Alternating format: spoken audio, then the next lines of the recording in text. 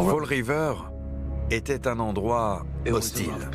Il y avait énormément de prostituées dans les rues de Fall River à l'époque, et même des embouteillages le vendredi et le samedi soir. Doreen avait 17 ans. Elle aurait dû être au lycée, pas dans la rue. La violence de son meurtre fait froid dans le dos. Son visage était caché.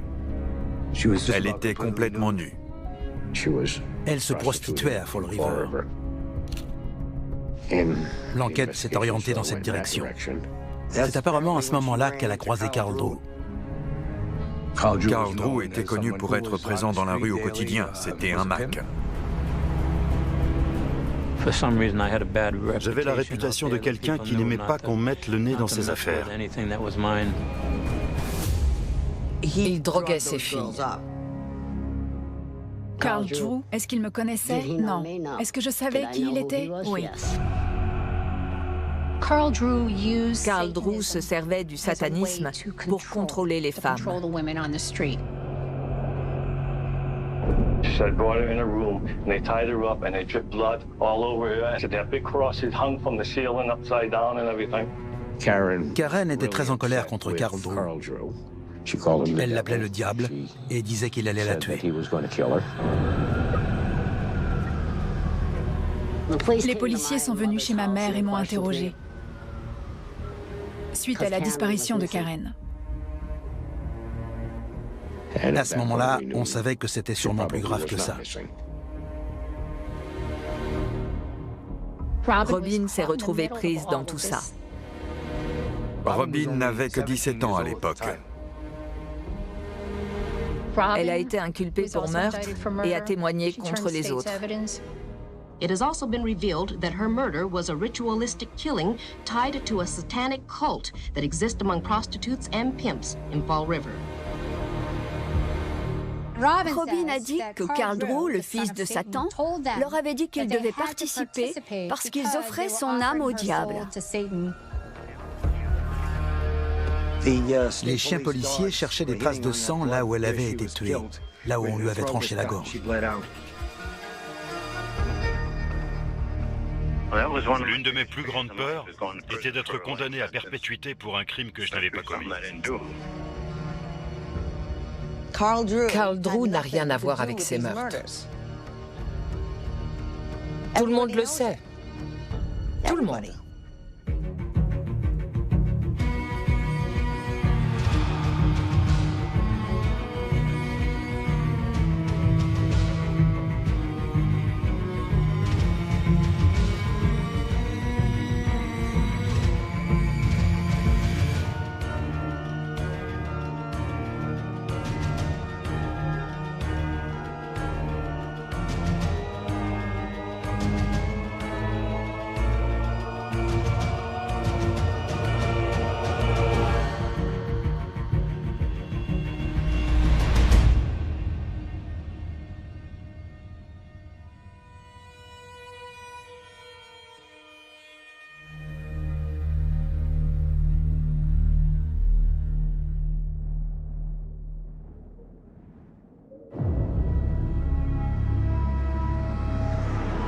Ils sont venus chez moi et m'ont dit que j'étais en état d'arrestation pour violation de liberté conditionnelle, pour localisation inconnue. Ils ne m'ont même pas passé les menottes. Ils m'ont fait descendre les escaliers devant eux. Je savais qu'il se passait quelque chose. À l'époque, il fallait attendre 15 jours avant d'avoir une audience pour violation de liberté conditionnelle. Et le 15e jour, ils m'ont dit que j'allais au tribunal. Grand jury murder indictments were handed down today for the death of 20-year-old Karen Marsden. Et d'un coup, je me suis retrouvé accusé de meurtre.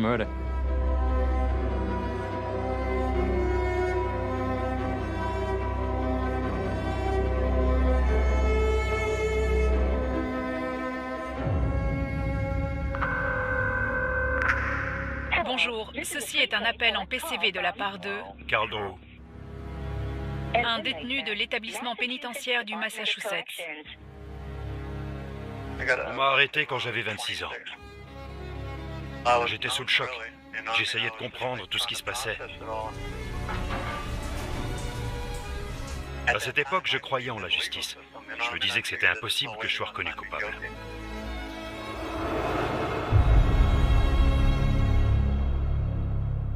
Carl Drew a d'abord été accusé de 2 meurtres, ceux de Doreen Levesque et de Karen Marsden. Mais l'accusation a finalement décidé de ne faire un procès que pour une seule affaire, celle du meurtre de Karen Marsden. Les enquêteurs et l'accusation n'avaient pas grand-chose dans cette affaire. Ils avaient une série de meurtres, mais ils n'avaient aucune preuve scientifique qui faisait le lien entre Carl Drew et l'un de ces meurtres. Il y avait tellement peu d'éléments dans l'affaire Levesque qu'ils ont préféré s'en servir de preuve contre lui plutôt que d'entamer un procès, au risque qu'il soit acquitté dans cette affaire. Ils m'ont jugé pour l'affaire Karen Marsden. Ils se sont servis de l'affaire Levesque en disant que c'était mon mobile dans le meurtre de Karen Marsden. Ils disaient que si j'avais tué Karen Marsden, c'était parce qu'elle m'avait vu tuer Doreen Levesque.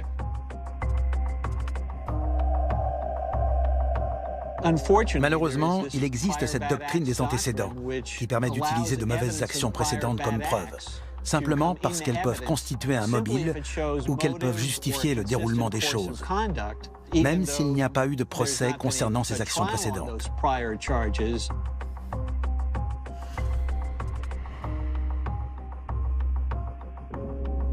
L'idée, c'était que Doreen avait été tuée parce qu'elle ne voulait pas travailler pour Carl Drew. Et personne ne dit non à Carl Drew.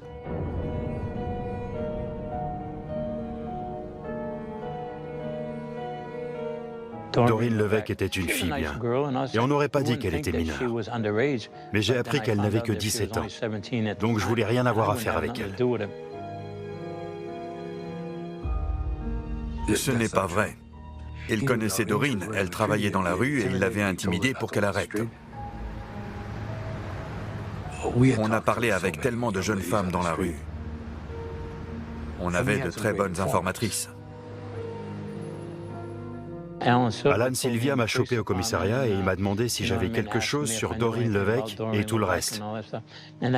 Au début, je ne savais même pas de qui il parlait.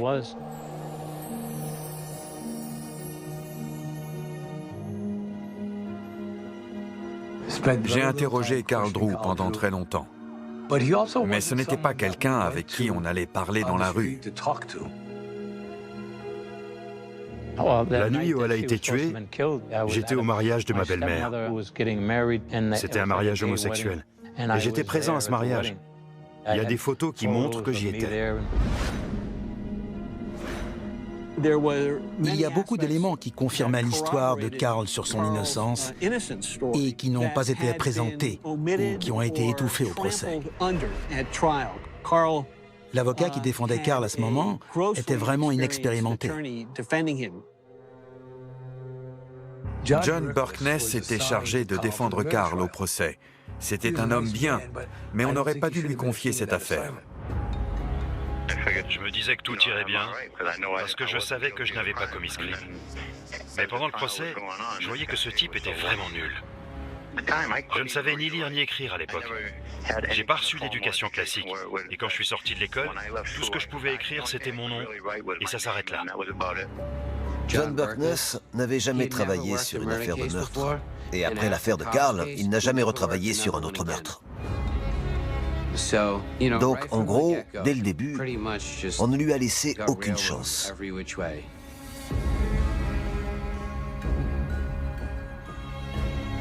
Quatre personnes ont prétendu avoir été témoins du meurtre de Karen Marsden. Robin Murphy, Carol Fletcher, Willie Smith et Carl Davis. Les deux hommes ont été accusés et on a offert un accord d'immunité aux femmes pour qu'elles témoignent contre les hommes. Ils se connaissaient tous, ils travaillaient tous dans la rue. Carl Davis avait la réputation d'être un vrai connard, un enfoiré, un toxico et tout ça.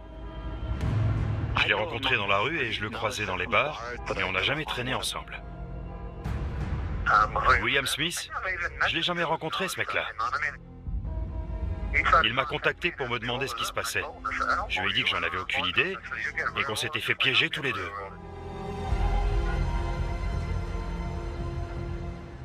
Robin et Carol Fletcher.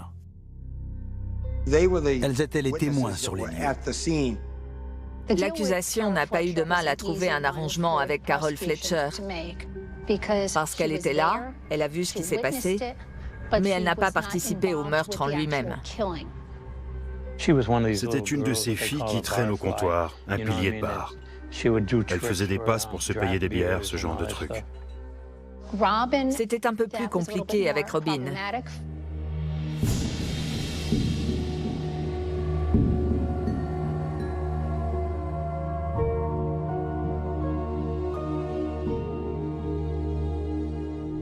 La première fois qu'on a entendu parler de Robin Murphy, c'était par la police. Et c'était une toute autre personne qu'ils ont présentée au tribunal quelques mois plus tard. Elle est arrivée avec son petit col Claudine et une croix dorée autour du cou. On lui aurait donné le bon Dieu sans confession. Robin avait l'air d'une fille ordinaire quand elle était apprêtée. Donc c'était dans l'intérêt de l'accusation de la faire passer devant un jury. Le bureau du procureur lui a offert un arrangement pour son témoignage clé. On l'accusait d'homicide volontaire. Au Massachusetts, pour les homicides volontaires, on peut demander une libération conditionnelle. Pour les meurtres avec préméditation, ce n'est pas possible.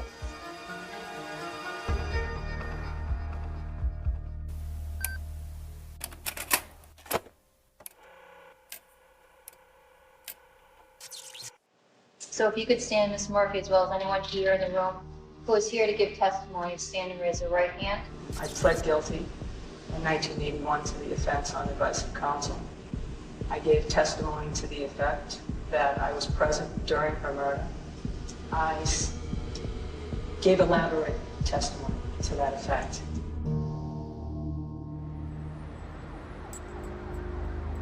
Robin Murphy et Karen Marsden ont été localisés au domicile de la famille d'accueil de l'enfant de Karen Marsden.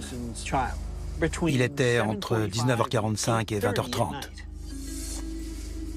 Robin Murphy est arrivé chez elle à Fall River juste avant 22h, ce qui laisse moins de 2 heures de temps.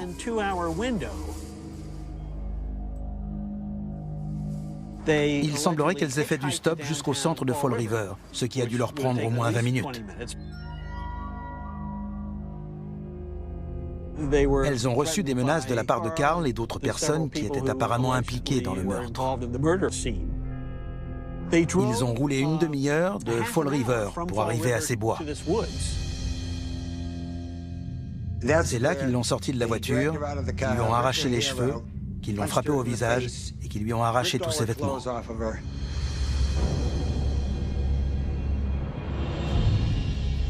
C'est Robin Murphy qui a tué Karen Marsden. Mais elle dit qu'elle l'a fait parce que Carl Drew, qui était présent, lui a demandé de le faire et qu'elle avait eu peur pour sa vie. Elle a certainement dit la vérité quand elle pouvait. Mais si ça ne convenait pas, alors elle mentait.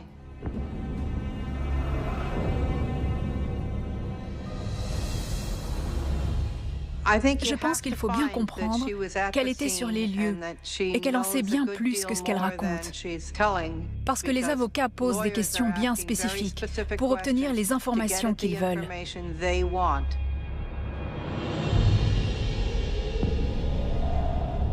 Ça ne veut pas dire que ça reflète ce qui s'est vraiment passé.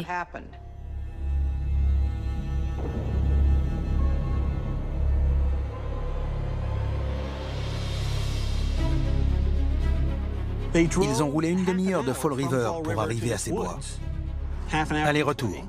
Et ils ont passé entre 60 et 90 minutes pour faire ce meurtre rituel. Ensuite, ils prétendent avoir brûlé le corps, ce qui a pris assez longtemps. Donc, ça nous donne 3 ou 4 heures d'activité, ce qui était impossible à faire en 2 heures. Est-ce que je pense qu'elle a menti? Oui.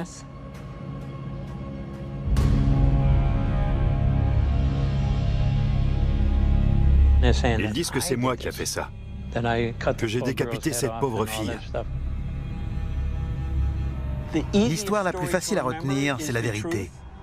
Quand vous inventez une histoire, vous n'avez aucun souvenir auquel vous raccrochez pour la raconter à nouveau. Si votre première histoire est inventée, chaque fois que vous allez la raconter, vous direz autre chose. Chaque fois que Robin racontait l'histoire, il y avait de petites différences, des éléments de l'histoire qui changeaient. Ça rendait l'enquête encore plus compliquée. Et ça aurait pu poser un énorme problème pour l'accusation. C'est comme ça que Carol est vraiment devenue un élément si important dans cette affaire.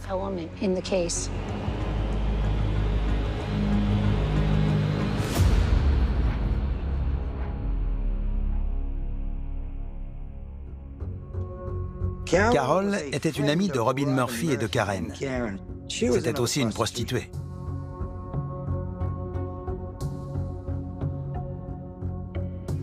On lui a parlé plusieurs fois. Et elle a fini par admettre qu'elle était sur les lieux.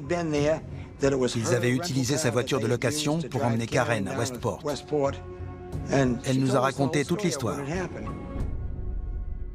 Il n'y a pas eu de contre-interrogatoire, comme on pourrait l'attendre d'un véritable avocat. C'est une affaire de meurtre. On a mis la main sur la voiture de location que conduisait Carol avec le groupe cette nuit-là. Le laboratoire de la police l'a examinée à la recherche de sang. Ils n'ont pas trouvé la moindre trace.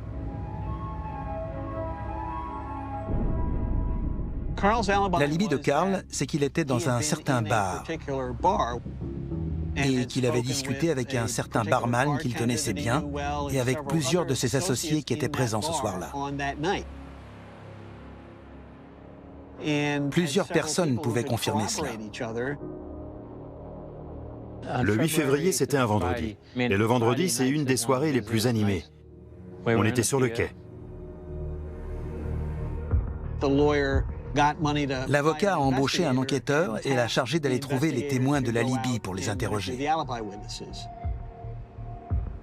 Et on a découvert que Burkness n'était pas resté en contact avec l'enquêteur jusqu'à ce qu'il fasse le point avec lui un an plus tard. Et quand il a voulu faire le point, il s'est rendu compte que l'enquêteur était mort. Donc, il en a embauché un autre pour aller demander aux témoins « Vous vous souvenez, il y a un an, quand Carl Drew était avec vous entre telle heure et telle heure, la nuit du meurtre ?» Bonne chance avec ça.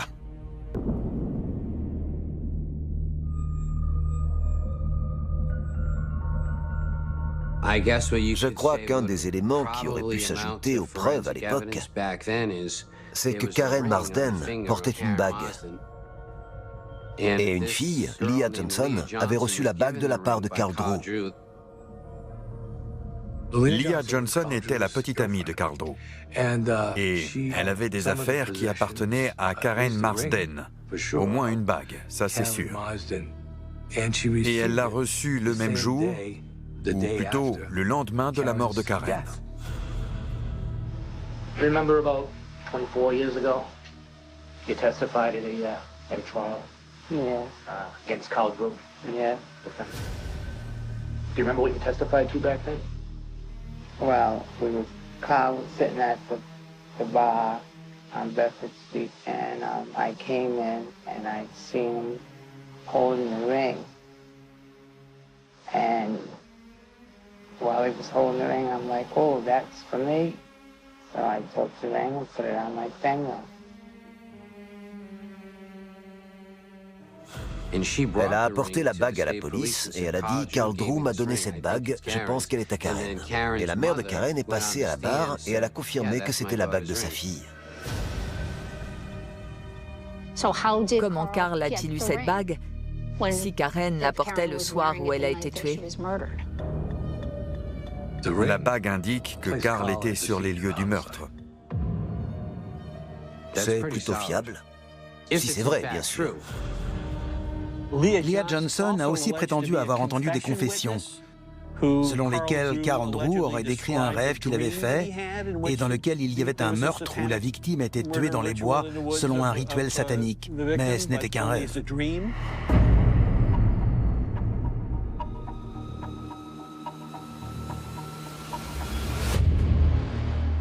Mais aucune de ces histoires de rituels sataniques n'avait un lien avec le meurtre de Karen Marsden. C'était pour attirer l'attention.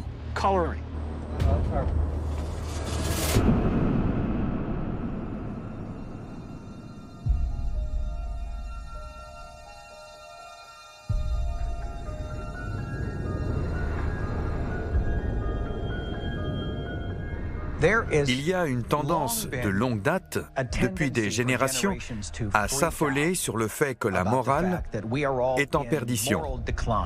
I'd like to begin with a fact, a simple yet shocking fact,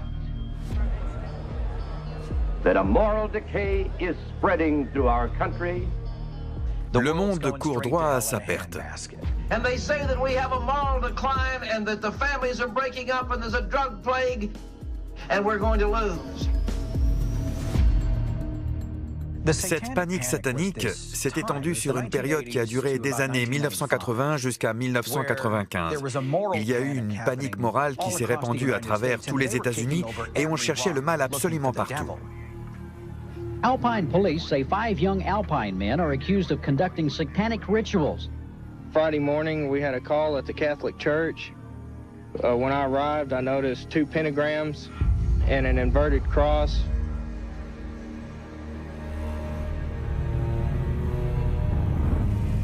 Les puritains croyaient réellement en un Satan physique qui s'en prenait au corps des personnes. Mais ce Satan s'est évaporé pendant 200 ans et il réapparaît dans les années 80. Police take away boxes full of bones and satanic paraphernalia. L'origine de cette panique satanique remonte au milieu du XXe siècle. C'était à l'époque où on était en confrontation avec l'Union soviétique. In this Cold War, perhaps even more than in a normal war, understanding the communist enemy is terribly important. They're traitors to America. Why don't we do something about it? They are enemies. They are not Americans. Un moyen pour les États-Unis de montrer leur supériorité au niveau de la morale, c'était de s'aligner sur Dieu. Our Constitution was written by men who put their trust in God. Nous, les chrétiens, contre tous les autres qui ne croient pas en Dieu et qui représentent le mal. Donc l'URSS est devenue satanique. Et on a commencé à intégrer la devise « Nous avons confiance en Dieu » dans les discussions au niveau national.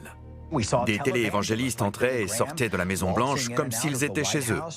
To lead America to the dawning of a new day with renewed trust in God. Quand vous avez une culture qui est faite pour croire en ces choses-là, il suffit d'une étincelle pour déclencher une panique.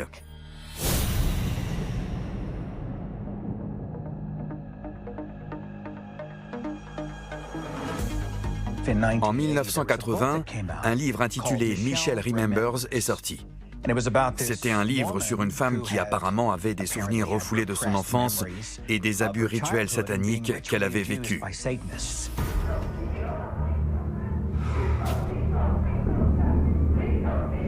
Et tout était ressorti grâce à son psychiatre. Et ils ont publié ce livre ensemble. Durant plusieurs mois, Pazder a hypnotisé Michelle. Il l'a très fortement encouragée à retrouver des souvenirs d'elle ayant subi des abus rituels sataniques de la part de sa mère et d'un groupe d'adeptes de Satan locaux.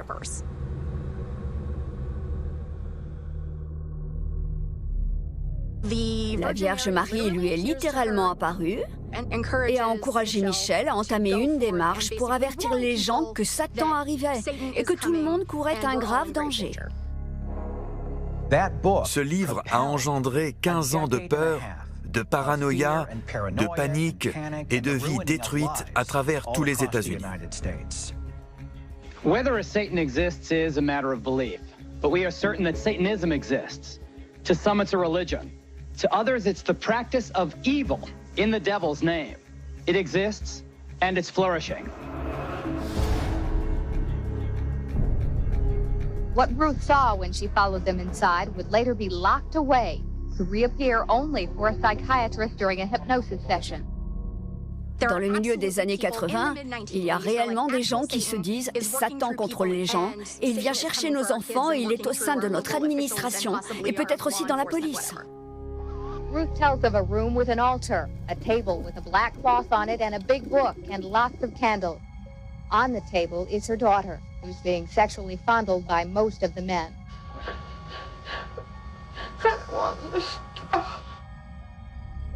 My mother keeps her door locked during the daytime, and she used to didn't do that. And most people's just, taking precautions. C'est comme tout. Dès qu'on en parle dans les médias, vous recevez des centaines d'appels.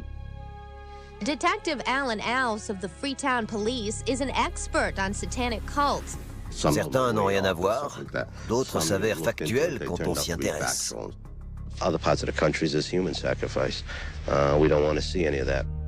Notre enquête est remontée très loin, même jusqu'à des personnes du gouvernement.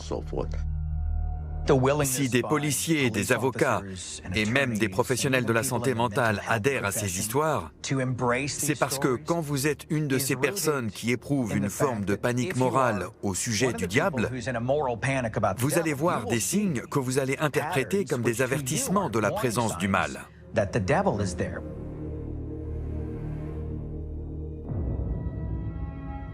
The question is there a well-organized plot, an insidious design right now to program and influence the minds of our children towards the occult and witchcraft? Yes, there's a vast movement toward the occult within the cartoon and toy industry. 80% of all cartoons deal directly with the occult. Les Schtroumpfs représentaient des personnes mortes en animation. My Little Pony était satanique. Blondine au pays de l'arc-en-ciel. L'arc-en-ciel était un symbole du nouvel ordre mondial et elle avait un pentagramme inversé sur le visage. So if the cartoon says that a character has occult powers, then when the child plays with a toy, he is going to use that toy to cast spells or do whatever the toy does in the cartoon. And they imagine themselves with these occult powers. Il y avait plein de poupées avec les yeux arrachés. C'est normal parce qu'ils donnaient des médicaments aux enfants quand ils les embêtaient. C'est très pratique de stigmatiser quelqu'un d'autre. Si je ne suis pas d'accord avec toi, c'est une chose. Mais si tu es avec le diable, si tu es démoniaque, si tu incarnes le mal, eh bien là, c'est complètement différent. That is what $10,000 worth of burning records looks like. The Bible says what the standard should be for morality for a young person or for any person, and the rock groups go against what the Bible say. Donnez-moi une seule de ces histoires sataniques pour laquelle vous pouvez dire « il y a des preuves ». Il n'y a aucune preuve. C'est juste ce que les gens croient à un moment donné. There are some very obvious ritualistic markings that will appear on a body that is the result of satanic killings. There's oftentimes a cut that goes from behind the ear all the way down to the throat. Another thing that is oftentimes done in ritualistic homicides is a penis is placed inside the mouth of the deceased person. Je crois que tout le monde a commencé à se rendre compte que tout ça n'avait aucun sens. The case appeared to crumble and the charges against all the men were dropped. Beaucoup de ces faits ont été déformés? Non, pas du tout. Ils n'étaient pas déformés. Ils étaient broyés. Je ne dis pas que personne n'a jamais commis un acte haineux au nom du diable, par croyance en Satan. Mais dans l'ensemble, sur fond de cette peur panique du satanisme, presque toutes les accusations concernant des faits qui venaient soi-disant de Satan, elles ont toutes disparu, elles se sont désagrégées, elles ne reposaient sur rien. Donc vous dites que le satanisme n'a pas été discrédité, il a juste été supprimé. Oui. Par le gouvernement? Oui. Pourquoi? Parce que beaucoup de personnes importantes sont impliquées. Je ne veux pas avoir l'air d'un théoricien du complot. Mais beaucoup de personnes importantes étaient impliquées, vous savez. Et aujourd'hui encore. Q is about getting to the truth. by educating people about the truth, about what's really going on. They take children and they sacrifice these children. It's part of Satanism. Cette peur panique du satanisme existe encore aujourd'hui. Pour QAnon, il y a un grand complot satanique de pédophiles démocrates qui cherchent à contrôler le monde. Ça, c'est vraiment de la pure panique satanique. My fellow Americans, I stand here with all that feel as I do, disgusted with this lie that Biden has been chosen. This is now our greatest fight since the Civil War. The battle of righteousness versus Satan. Yes, Satan. Because these leftists are evil. Ce sont des docteurs, des avocats, des policiers, etc., qui agressent sexuellement des enfants. Ils ont tout étouffé. Qui ils? Le ministère de la Justice. C'est donc une dissimulation généralisée pour faire disparaître ce qui se passe réellement. Ouais.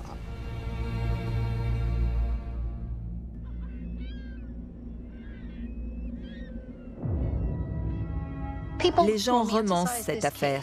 Ils s'imaginent ça comme un rituel perpétué par des adorateurs du culte satanique dans la forêt de Freetown, qui tuent des bébés, des chats, des chiens, des moutons et tout ce que vous voulez, et qu'ils ont des autels cachés au fond des bois.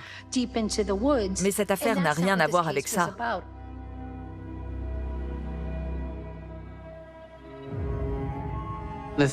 Quand on voit ce qui a été présenté comme preuve à propos du culte satanique, c'est pas sérieux. Ça n'avait rien à faire là. C'était un ramassis de conneries.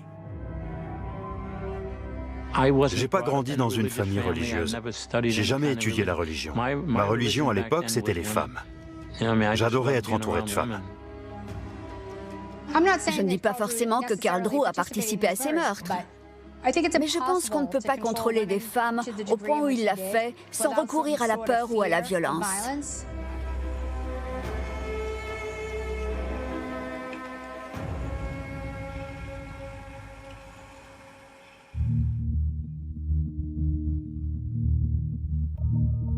Les jurés ne sont pas sortis très longtemps. Et j'ai vite été appelé pour me présenter face à eux. Ils ont dit « coupable de meurtre avec préméditation ». J'ai reçu le choc de ma vie. Carl Drew a été condamné à passer toute sa vie en prison. J'étais mort de trouille, surtout quand ils sont revenus pour dire que j'étais coupable. Je me suis dit, c'est une blague.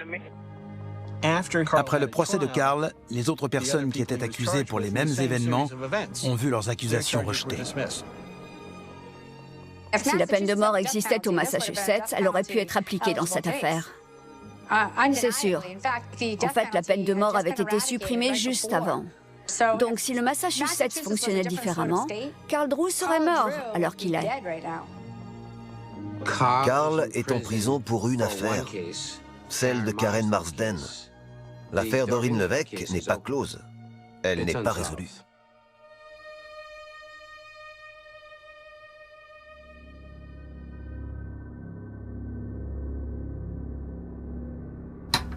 I'm Paul Carey.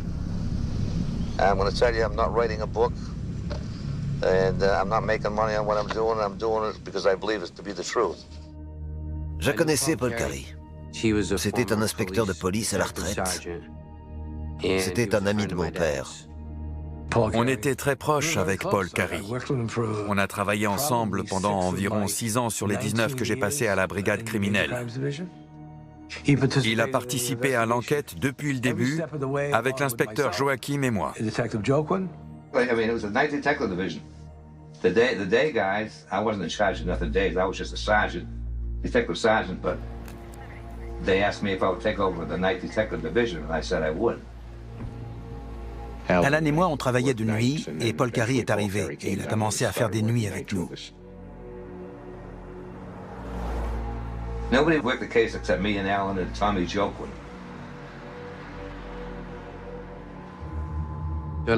Quand j'avais 18 ou 19 ans, Paul Carey est venu nous voir et nous a dit qu'il venait de prendre sa retraite. Il parlait de donner des cours à temps partiel dans des universités du coin juste pour rester actif, parce qu'il ne voulait pas rester chez lui à ne rien faire. Il allait devenir détective privé. Je faisais des études à l'époque, et il est venu avec 2 caisses remplies de documents du procès. Il m'a dit, jette un œil à tout ça, dis-moi ce que tu en penses. Juste pour ton info, tout ça, c'était mes affaires. J'étais l'inspecteur en charge de l'équipe à l'époque. Et je veux savoir ce qui s'est passé. That's what I'm trying to do. I'm trying to get the wheels of justice to move, and it's so hard to do under the circumstances because so much grass is growing underneath. Il a déposé 4 ou 5 caisses de plus remplies de carnets de bord qui racontaient ce qui se passait jour après jour. J'ai commencé le tout premier jour quand le corps de Doreen Levesque a été découvert. Et je suis allé jusqu'au jour où ils ont arrêté Karl Drew. I remember being one of the persons at the scene of the Levesque murder, and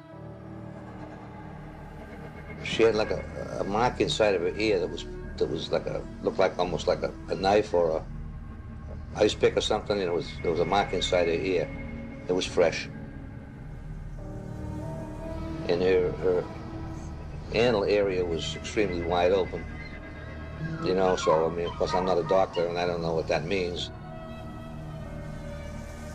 On n'était pas tranquillement assis en train de regarder la télé, on parlait de choses graves là. Et il me dit, maintenant je suis à la retraite, mais c'était ma mission pendant des années. Je sais que cet homme est innocent, et je n'ai pas pu le prouver pendant que j'étais dans la police. If Drew was to get out tomorrow, I might have one beer with him, but I don't want to be his buddy. See, the bottom line is, he didn't commit the murder, see? Paul m'a dit qu'il allait rendre visite à Karl en prison assez souvent. Ça m'a fait un choc. Jusqu'au jour de sa mort, Paul a toujours cru en mon innocence.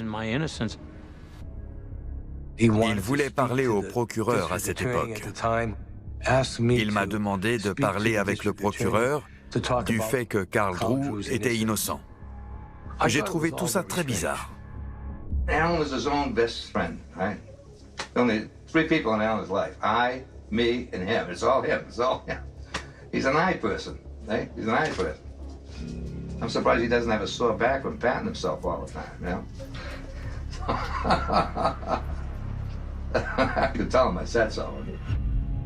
Il me dit, j'aimerais retrouver tous ceux du procès pour avoir la vérité. S'ils continuent tous à affirmer qu'ils ont dit la vérité au procès et qu'il est coupable, très bien. Et il m'a demandé si je pouvais l'aider. Il m'a dit, tu es doué avec les ordinateurs, voici une liste de personnes, est-ce que tu peux les trouver?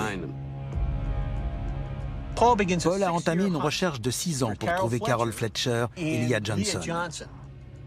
Elles n'ont pas été faciles à retrouver. On a d'abord localisé Leah Johnson. Elle était en prison pour une affaire de drogue, de la cocaïne. Donc on a cherché sa date de libération. On l'attendait juste devant la prison à sa sortie. On était dans la voiture, il a baissé la vitre et a dit « Leah ?» Elle l'a regardé, elle a répondu « Oui ». Vous vous souvenez de moi? Elle l'a regardé et elle a fait « Oui, Paul Carey ». Il a répondu « On vous dépose quelque part ?» Elle « Ouais, d'accord, je veux bien ». I'm sitting with Leah Johnson and Christopher Hayes. Paul travaillait là-dessus depuis 32 ou 33 ans. And the conversation is regarding testimony she gave in 1980 or 81 regarding the Karen Marsden murder case, which resulted in a life sentence for Karl Drew. Ça me donne des frissons d'entendre sa voix. Go ahead, Chris, you asked the question. Okay, Leah, now he gave you a ring. Now, was that a real diamond ring? Maybe it wasn't a real diamond, I don't know. You know. Did he say it was Karen's ring? No, he did not. Leah Johnson a dit, vous savez, toute cette histoire de bague, c'est des conneries. If I said in court it wasn't true, I was under pressure, big time. They wanted me to go to Fitchburg, go on trial, and I kept on saying no, and I was running from them when I was working down by the pier. You know, so after they caught me, they pinned me in. Un témoignage doit être volontaire. Un procureur peut toujours décider de ne pas condamner une personne pour un crime et de lui offrir une immunité parce qu'elle a témoigné contre quelqu'un d'autre. Mais dire à quelqu'un que vous n'allez pas l'envoyer en prison s'il témoigne pour vous, c'est fondamentalement coercitif. And what they say would happen to you? I would do a vid. I would do a serious vid.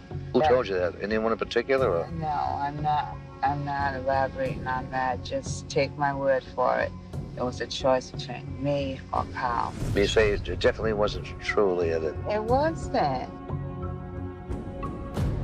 They boxed me in, so, you know, I couldn't get away, and that's when they brought me to see the girl's head smashed in, and... They actually showed you that? Yeah, so many things. Before you went to court or anything? Yeah. Oh, my God. And what did they tell you how it happened? They said, this is what your boyfriend did. Oh, my God. They said that to you? Yes, they did. They were very arrogant and adamant about trying to put this on Carl. So would you say that they were coaching you on what to say? Yes, I would say that. Elle a signé une déclaration sous serment, elle était enregistrée, elle est revenue sur son témoignage en sachant que ça pourrait lui valoir des problèmes. Il y avait très peu de chances qu'il retrouve ces personnes, et encore moins qu'elles soient encore cohérentes, et encore moins qu'elles aient envie de témoigner. On a localisé Carol Fletcher. Elle était dans un refuge à Baltimore, dans le Maryland. Paul et moi, on s'est mis en route très tôt, vers 4 heures du matin. On est arrivé là-bas vers midi, je crois. Et une fois sur place, j'ai demandé à voir Carol. Today's the 23rd of May, 2003. I'm at the home of Carol Brooks. It was Carol Fletcher in 1980. Elle est très fragile, à bout de nerfs. Elle est super anxieuse, elle prend des tas de médicaments. Il suffit de s'asseoir et d'écouter l'entretien pour s'en rendre compte. Je m'en souviens quand j'entends cet enregistrement. I remember Robin telling her things that Carl Drew would do this or do that. She started bringing us places and telling us that that's where Carl Drew was going to kill us at. So she really had, she really put you in fear of Carl Drew. Right. Ce qu'elle nous dit, c'est qu'il n'était pas présent. Now, you were never a Carl Drew fan, so you have no reason to tell me a story that he wasn't there. The only reason you're telling me because he wasn't there, I assume. I really didn't know Carl Drew from Adam, other than from what I heard from people. C'était long. Il nous a fallu du temps pour qu'elle accepte de s'ouvrir. Et après beaucoup de tasses de café et beaucoup de donuts. I know there is, Carol. It's a bitch trying to think of it all. I hate to even be asking you about it, but it's so important that all these things come to light now that we're finding out that we didn't know before. Carol a fini par craquer.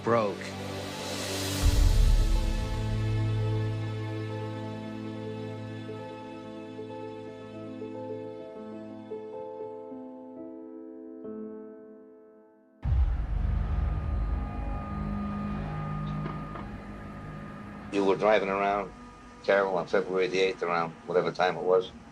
Yeah. 7:38, somewhere around there. A little while later, I ran into Karen right around the hub, and she got in the car.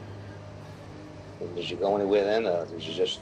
We drove around at least a couple of times, talking.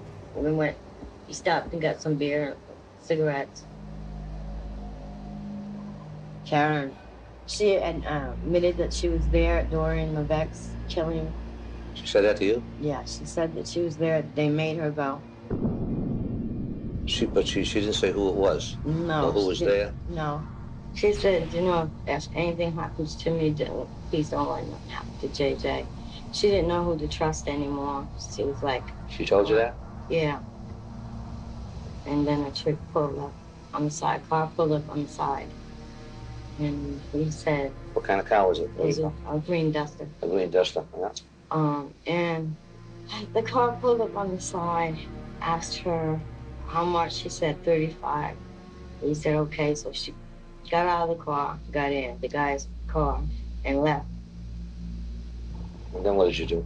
Then I rode around a little bit, and then I went to Harper Terrace because I figured that she'd probably go down there looking for Robin. So I went down there, and they were standing outside. They were looking for a blue car, and they were standing outside arguing in front. Elle a dit, voilà ce qui s'est passé.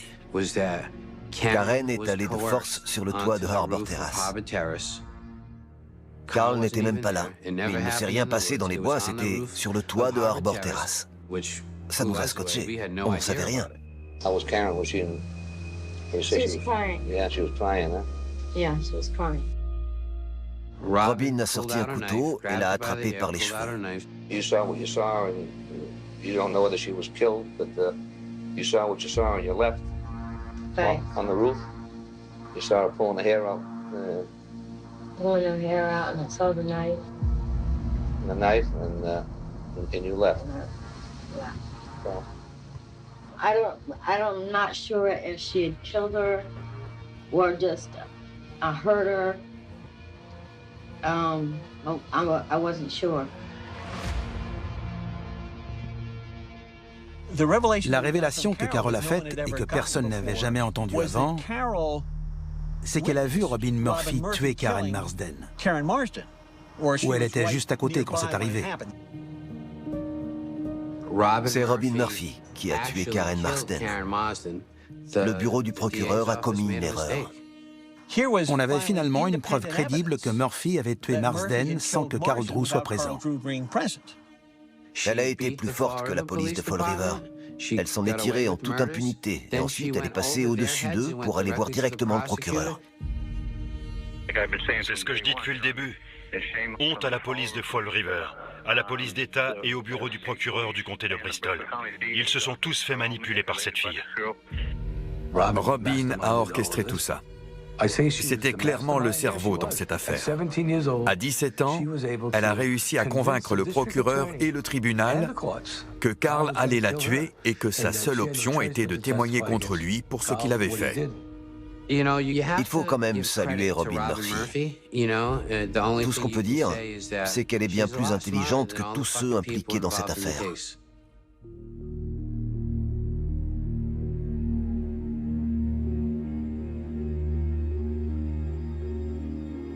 First, from parents and those who are here to speak in support of your release on parole, and then next to hear from those people who are here to speak in opposition to your release on parole. J'ai déposé une requête pour un nouveau procès en septembre 2003. Mais en mai 2004, Robin Murphy s'est présentée pour sa libération conditionnelle. L'inspecteur Paul Carey n'avait jamais pensé que ce serait bénéfique de parler avec Robin. C'est une manipulatrice. Elle avait demandé sa libération conditionnelle, donc elle n'allait pas se dénoncer. In part based upon your false testimony. When we talk about this crime, it's your position that you gave false testimony, correct? Robin Murphy les a manipulés. C'est elle qui a commis ces crimes. Has there been any attempted contact by Mr. Drew? No. And he's still incarcerated for some. So you lied on the stand. You're talking about Carl Drew now, right? Yes. Robin Murphy s'est présentée devant le comité de probation et leur a avoué qu'elle avait menti. Et elle a aussi nié avoir tué qui que ce soit. C'était une audience très inquiétante. Un membre du comité de probation lui a dit « Attendez, qu'on soit clair, vous dites que vous avez menti et vous n'avez aucun remords. »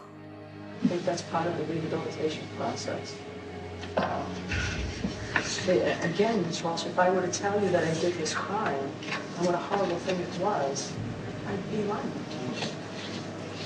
That's not rehabilitation. That's the same person that I was in 1980.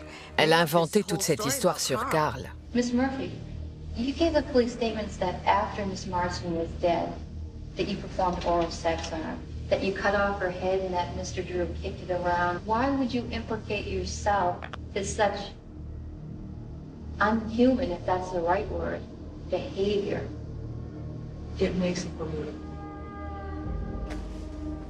Tout ça, c'était n'importe quoi. N'importe quoi.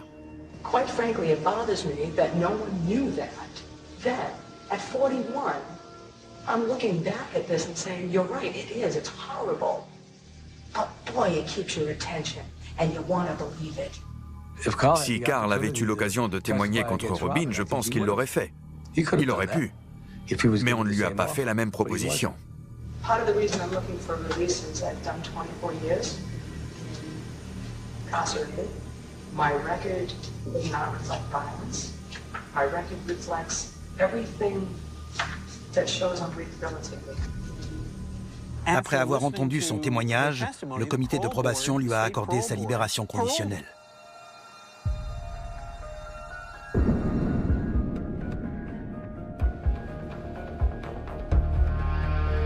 Ils lui ont fait suffisamment confiance pour la libérer alors qu'elle a plaidé coupable. Elle a eu le comité de probation en leur disant « J'ai changé, je serai une fille bien, je vous le promets ». Et elle a réussi à sortir alors qu'ils savaient qu'elle avait changé son histoire.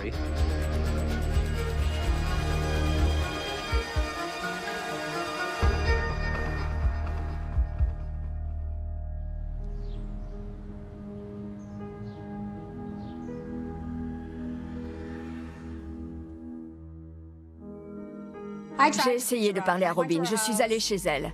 J'ai contacté son avocate. Elle a catégoriquement refusé de me parler. Je crois que j'ai eu au téléphone une fois. Elle m'a traitée de menteuse. Elle n'a pas raconté son histoire. C'est étrange, j'ai perdu la trace de Robin Murphy peu de temps après sa sortie de prison. Et j'espérais vraiment qu'elle y retourne. Robin a obtenu sa libération conditionnelle et elle est sortie au début des années 2000. Elle est restée en liberté pendant 7 ans, jusqu'en 2011. Elle a commencé une relation avec un autre criminel. Et malheureusement, c'était une violation des conditions de sa liberté.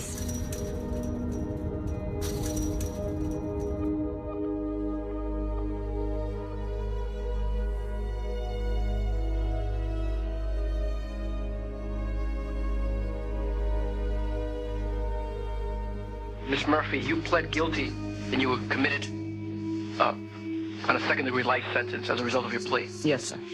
Since that time, you were paroled in 2004, correct? Yes, sir. You're now back on a revocation? Yes. Of that parole? Yes, sir. Okay.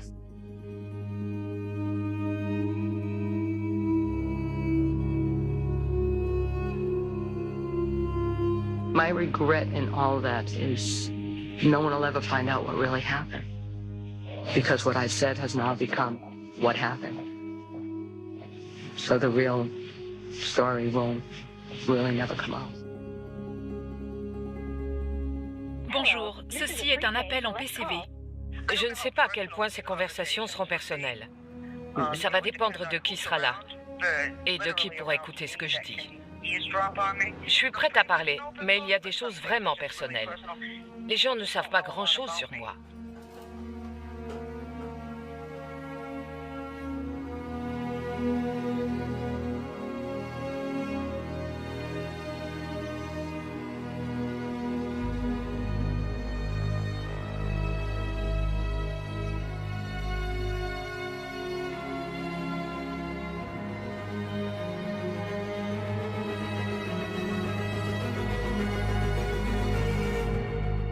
Vous vous sentez comment? Épuisé. Vraiment? Oui. Vous avez plein d'éléments différents, mais on dirait que personne d'autre n'avait jamais essayé de faire le lien entre tout ça. C'est juste incroyable. C'est dingue. J'ai essayé de nombreuses fois de dire la vérité. Tout le monde s'en fichait. J'aimerais que les gens sachent ce qui s'est vraiment passé.